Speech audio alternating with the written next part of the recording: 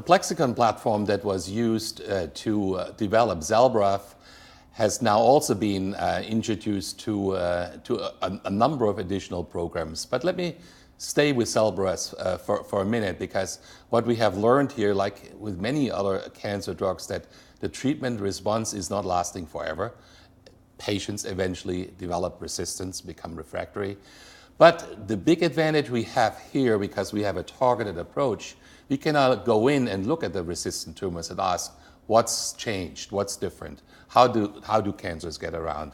And that now leads in a very same paradigm fashion to potential points of intervention that we can drug with our machinery that we have built in Plexxikon. It will again lead up to having matching patients with the appropriate diagnostic test and the molecular drivers. One example that we are very interested in to move forward is this getting around this problem of paradoxical activation, which we think is one of the reasons of resistance. And we have one compound that we are taken forward into development, hopefully in early next year, that will be a completely new class of drug in the melanoma space.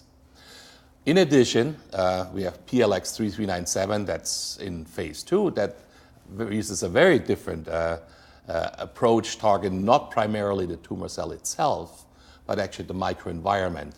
It's alike to the concept of angiogenesis inhibition, where tumors known to drive, they require new blood vessels to be formed. And similarly, there is a component of the microenvironment that is critically supporting the growth of tumors.